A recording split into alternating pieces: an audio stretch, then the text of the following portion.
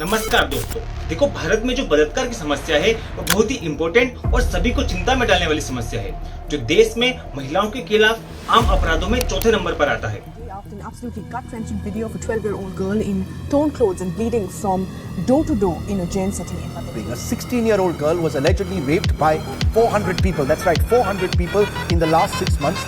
A 19-year-old college student allegedly raped in Kozhikode. We are being told that it was after the victim's parents filed a missing complaint. There's outrage in India once again after another woman was sexually assaulted. NCRB की data के अनुसार 2021 में भारत में लगभग 31,000 बलात्कार के case registered हुए थे, यानी कि एक दिन में लगभग 86 बलात्कार केस रजिस्टर्ड हुए थे। और वहीं जब 2020 की बात करें तो 28,000 और 2019 में 32,000 मामले थे। आखिर ये रेप होता क्या है? देखो, बिना किसी की सहमति की जो सेक्सुअल इंटरकोर्स होता है, जो भारत में भारतीय दंड की धारा 375 के तहत आता है। देखो, ये जो धारा है इसमें सभी तरह के सेक्सुअल असल्टों को शामिल नहीं किया गया है। सेक्सुअल असल्ट कई तरह के हो सकते हैं, जैसे कि परिचित व्यक्ति के साथ बलात्कार, किसी अजनबी के साथ बलात्कार, या फिर गैंग रेप, या फिर अपने ही पति के साथ बलात्कार। अब हैरानी वाली बात यह है कि इसमें से लगभग 89% रेप ऐसे थे जो विक्टिम के जाने माने व्यक्तियों के द्वारा किया गया था, और वहीं लगभग 10% विक्टिम ऐसे थे जो बहुत ही कम उम्र के थे, जो कानून के दायरे में आते ही नहीं थे, यानी कि उनका चाहकर भी सपोर्ट नहीं कर सकते थे। देखो, यह एक इकलौता ऐसा वीडियो है जो पूरी रिसर्च के साथ आपके हित के लिए बनाया गया है, इसलिए इसे पूरा जरूर देखें। 2021 की बात करें तो राजस्थान में सबसे ज्यादा रेप केस रिपोर्टेड हुए थे, और उसके बाद मध्य प्रदेश और फिर उत्तर प्रदेश थे। बड़ी सिटीज की बात करें तो दिल्ली में 2021 में सबसे अधिक बलात्कारों की घटनाओं को रिपोर्ट किया था, जिसमें 1226 केसेस थे। वहीं कोलकाता की बात करें तो सबसे कम केसेस रजिस्टर्ड हुए थे। क्या आप जानते हैं 2019 में भारत में हर 16 मिनट में एक बलात्कार की रिपोर्ट दर्ज हो रही थी, जो कि 2018 में 15 मिनट से थोड़ा बढ़ गया। अगर 2019 का एवरेज रेट देखें तो 1 लाख लोगों में 4.9% था, वहीं 2018 में 5.2% था। और बहुत सारे रेप केस ऐसे होते हैं जो डर और अपमान की वजह से रजिस्टर ही नहीं हो पाए, और इसलिए भारत में रेप की समस्या को कम समझा जाता है, क्योंकि कई मामले रिपोर्ट ही नहीं होते हैं। देखो, अगर ओवरऑल देखा जाए तो भारत में जो रेप की समस्या है वो बहुत ही कॉम्प्लेक्स और गहरी टेंशन में डालने वाली समस्या है। आगे हम जानेंगे कि आखिर ये समस्या कितनी बड़ी है और क्या इस समस्या को कम भी किया जा सकता है या नहीं। आगे बढ़ने से पहले अगर यहाँ तक की वीडियो अच्छी लगी तो वीडियो को लाइक जरूर करें, और इसी तरह अपना नॉलेज बढ़ाते रहने के लिए, सच का साथ देने के लिए अभी चैनल को सब्सक्राइब करें। यूनिसेफ 2014 की रिपोर्ट के अनुसार दुनिया भर में लगभग 120 मिलियन लड़कियां हैं, जिसमें से 10 में से एक लड़की 20 साल की उम्र से पहले ही रेप या सेक्सुअल असोल्ट का सामना करती है। यूनाइटेड नेशन स्टैटिस्टिकल रिपोर्ट के अनुसार जब 65 देशों का गवर्नमेंट रिकॉर्ड यानी कि रजिस्टर्ड केसेस को कलेक्ट किया गया, तो उसे यह पता चला कि एक साल में लगभग 2.5 लाख केसेस रजिस्टर्ड होते हैं। इंडियन एक्सप्रेस की रिसेंट रिपोर्ट के अनुसार क्राइम अगेंस्ट वुमन आज भी एक बहुत बड़ी चिंता का विषय है, जिसके लिए सिर्फ राष्ट्र का ही नहीं बल्कि अंतर्राष्ट्रीय सपोर्ट की भी बहुत जरूरत है। देखो, जो महिलाओं के खिलाफ हिंसा का मुद्दा है, ये कोई छोटी समस्या नहीं है, बल्कि बहुत ही महत्वपूर्ण और सार्वजनिक समस्या है, जो सिर्फ किसी भारत देश की नहीं बल्कि सभी देशों के लिए चिंता का विषय है। अगर भारत में सबसे ज्यादा ध्यान दिए जाने वाला केस है तो है दिसंबर 2012 का निर्भया केस। ये इतना भयानक रेप केस था कि शायद ही कोई व्यक्ति होगा जिसने इसके बारे में नहीं सुना होगा, जहां भारत की राजधानी दिल्ली के अंदर एक 23 साल की लड़की के साथ गैंग रेप हुआ था, जो कि बहुत ही घातक मामला था। इस घटना ने पूरे देश को हिलाकर रख दिया। इसके बाद देश के सभी लोगों ने महिलाओं के प्रति बेटर सिक्योरिटी की डिमांड की। इस केस को इन्वेस्टिगेशन करने के लिए एक कमेटी बनाई गई, जिसमें यह पता चला कि हमारे देश की गवर्नमेंट और पुलिस महिलाओं के खिलाफ होने वाले क्राइम को बढ़ाने में बहुत ही ज्यादा रिस्पॉन्सिबल है। इसके बाद भारत सरकार ने महिलाओं के खिलाफ होने वाले सेक्सुअल असोल्ट के कई नियम जारी किए, जिसमें यह कहा गया कि अगर कोई गैंग रेप करता है तो उसे कम से कम 20 साल की सजा दी जाएगी। और वहीं 2013 के क्रिमिनल लॉ के according 6 fast track court established किए गए, ताकि इस तरह के पेंडिंग केसेस को जल्दी सॉल्व किया जाए। उसके बाद भारत में 4 ऐसे और गैंग रेप केसेस हुए, जिनमें से 2 2020 में हुए थे, जिसमें लोगों ने इसी तरह से आवाज उठाई थी। देखो, भारत में जितने भी तरह के क्राइम होते हैं, जैसे कि सेक्सुअल वायलेंस, यह सभी national crime record bureau NCRB India के द्वारा रिकॉर्ड किए जाते हैं। ये तो हर कोई जानता है कि भारत एक बहुत बड़ा देश है, जिसमें 28 राज्य और 8 यूनियन टेरिटरीज है, और हर किसी की एक अपनी यूनिक प्रोफाइल है। देश के अलग अलग राज्यों में किस बीमारी का क्या पैटर्न है और क्या वेरिएशन है, इन सभी का डेटा कलेक्ट करने का काम एनसीआरबी का होता है, क्योंकि जितनी भी हेल्थ रिलेटेड पॉलिसीज होती है उसे स्टेट लेवल पर कंडक्ट की जाती है, क्योंकि हेल्थ बहुत बड़ा सब्जेक्ट है। अब जो लड़कियों और महिलाओं के खिलाफ जो क्राइम हो रहे हैं उन्हें अच्छे से समझने के लिए हमें एनसीआरबी के 2001 से 2018 के आंकड़ों को जानना होगा, जिससे हमें यह पता चलेगा कि किस राज्य में कितना क्राइम हुआ है और उस क्राइम का कारण क्या है, और यह पता करेंगे कि क्राइम को कम करने के लिए किन चीजों पर अटेंशन देना चाहिए। देखो, भारत में जितने भी क्राइम होते हैं उनका सारा रिकॉर्ड पुलिस के पास होता है। वही एनसीआरबी हर साल इस डेटा को क्राइम इन इंडिया के तहत कलेक्ट करता है। इस डेटा में जितने भी तरह के रेप रिलेटेड क्राइम होते हैं वह सभी इंक्लूड होते हैं, जैसे कि rape, attempt to commit rape, murder with rape और गैंग रेप। जब हमने 2001 से 2018 के डेटा पर रिसर्च किया तो हमारा फोकस सिर्फ महिलाओं पर था, ना कि लड़कियों पर। लेकिन जब इस डेटा को अलग अलग कैटेगरी में डिवाइड किया गया तो यह पता चला कि यह हर उम्र की लड़कियों के साथ हो रहा है, जिसको देखते हुए 18 साल से कम बच्चों के लिए protection of children from sexual offence act POCSO लागू किया गया। देखो, अब यहाँ पर पॉक्सो शब्द का यूज हुआ है, इसलिए मैं आपको एक बात बताना चाहूंगा कि जो आशाराम बापू का जो रेप केस था वह इस पॉक्सो एक्ट के तहत जारी हुआ था। इसके ऊपर एक फिल्म भी बनी हुई है। यह मूवी 2023 में रिलीज हुई, जिसका नाम है सिर्फ एक बंदा काफी है, जिसे आपको देखना चाहिए। यह मैं रिकमेंड करता हूँ। उसमें बताया गया है कि किस तरह 18 वर्ष की कम लड़की के साथ रेप हुआ था, और अगर यह पॉक्सो एक्ट नहीं होता तो आज आशाराम बापू जेल में नहीं होता।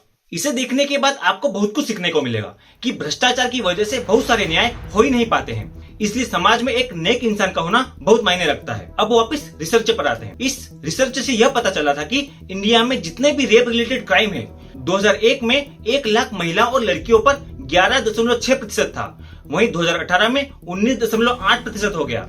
जब इन आंकड़ों पर और गौर किया गया तो यह पता चला कि 2001 से 2012 तक इतने केस नहीं बढ़े थे, लेकिन वहीं जब 2012 में निर्भया केस हुआ था उसके बाद 2012 से 2018 के बीच 70% की बढ़ोतरी हुई थी, यानी कि सिर्फ 30% की बढ़ोतरी 2001 से 2012 के बीच हुई थी। थोड़ी और रिसर्च करने के बाद यह भी पता चला कि 44% ऐसे व्यक्ति थे जो पीड़िता के क्लोज नोन पर्सन थे, यानी पीड़िता उन्हें अच्छे से जानती थी, और 43% ऐसे व्यक्ति थे जिन्हें विक्टिम थोड़ा बहुत जानती थी। आपको जानकर हैरानी होगी कि 2018 के आखिर तक 9.6% केसेस का ट्रायल कंप्लीट हुआ था, और उसमें भी 73% केसेस ऐसे थे जिसमें लोगों को दोषी माना ही नहीं गया, यानी कि उन्हें बरी कर दिया गया। अब यह जानते हैं कि भारत में समस्या कितनी बड़ी है। नेशनल क्राइम रिकॉर्ड ब्यूरो यानी कि एनसीआरबी के अनुसार 2011 में भारत के अंदर 24,206 केसेस रिपोर्ट हुए। पूरी दुनिया के जितने भी रेप केसेस रिपोर्ट हुए हैं उसमें भारत तीसरे स्थान पर आता है, जिससे आप अंदाजा लगा सकते हैं कि यह समस्या भारत में कितनी बड़ी है।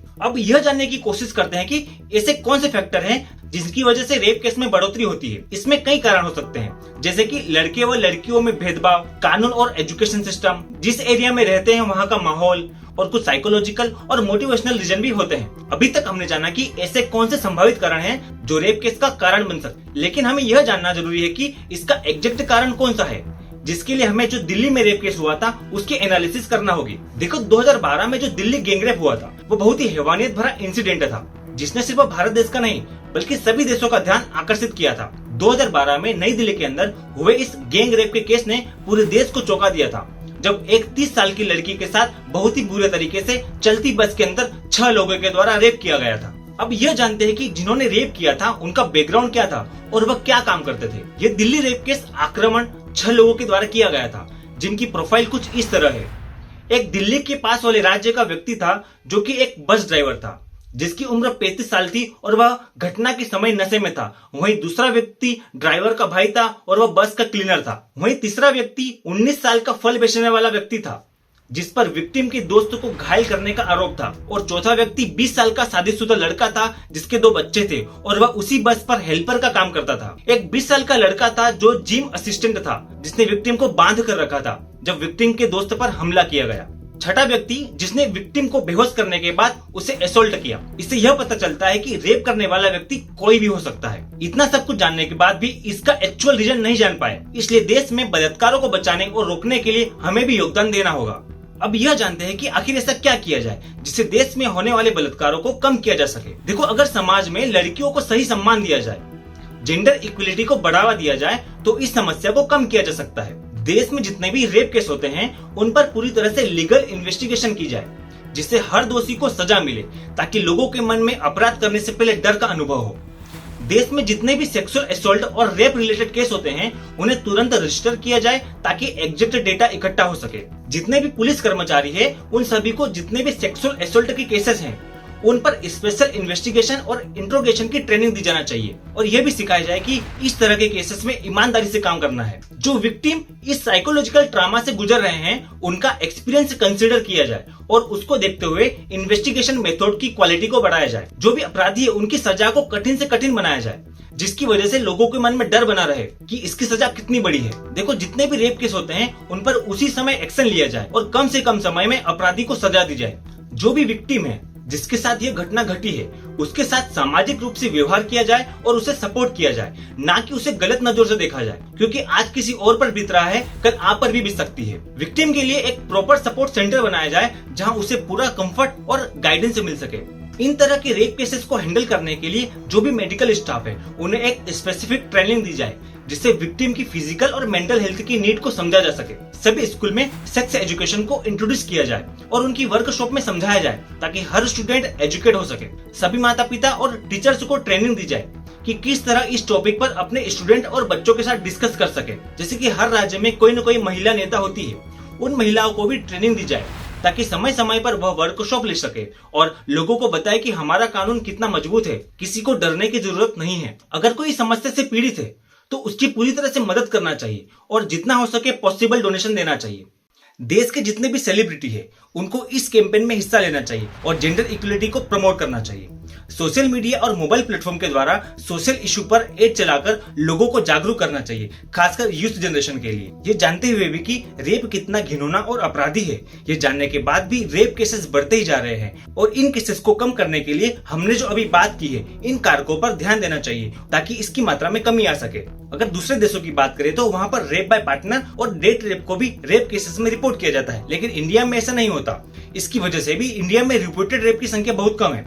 आखिर में यही कहूंगा कि दुनिया में जितनी भी तरह के खतरे हैं उनसे पूरी तरह से बचना पॉसिबल नहीं है, लेकिन उन खतरों से लड़ने के लिए अवेयरनेस का होना बहुत जरूरी है, जिससे इसके रिस्क को कम किया जा सकता है। इसलिए हर व्यक्ति को सेल्फ डिफेंस की तकनीक को सीखना बहुत ही मायने रखता है, क्योंकि बलात्कारी किसी भी रूप में कहीं से भी आ सकता है। इसलिए अपना ध्यान स्वयं रखें और जरूरी नहीं है कि देश की लड़ाई सिर्फ बॉर्डर पर रह के ही लड़ी जा सकती है। देश की भलाई का काम हम घर से भी कर सकते हैं। इसलिए इस वीडियो को अपनी माता, बहनों और परिवार के साथ शेयर जरूर करें ताकि उन्हें भी ऐसी समस्याओं का सामना करने की हिम्मत आ सके। धन्यवाद। अब मिलते एक नए वीडियो में एक नए टॉपिक के साथ।